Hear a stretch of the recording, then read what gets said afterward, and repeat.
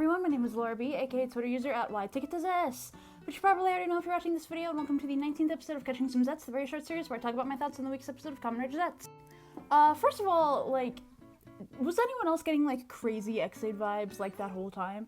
Because, the whole reveal that Code subconsciously planted the dream of being a spy into Baku very much brings to mind Emu being patient zero of the Buckster virus, and then, that conversation between Baku and Nem when they're talking about how, maybe she is the source of the nightmares or they're coming from her subconscious specifically, it very much reminded me of, that part where Emu is talking Poppy back to the side of good. And then, at the end, of course, we got the preview for next week's episode with the RPG theme, and it was, we'll clear this with no continues in the text, and I was like, oh. So is anyone else getting, crazy X-Aid vibes?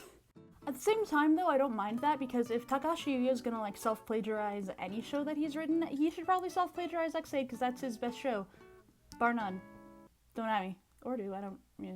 Nox, on the other hand, this week, he very much reminded me of my Gertrude crush, Minato-sensei, with his whole, companionship towards Code and, his feeling of wanting to protect the agents. That was interesting. I think it's proof that he's not going to be working with the lady forever, and I think it's proof that he's not going to be an antagonist forever. So I really hope that pans out in that department.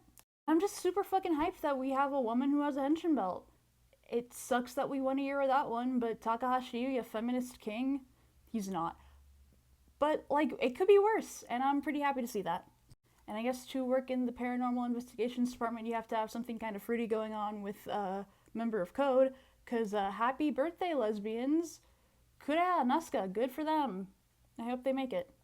But yeah, this middle arc that we're in, I've really been enjoying the odd-numbered episodes where we get the reveals more than I've been enjoying the even-numbered episodes where we're kind of just introduced to new cases and stuff.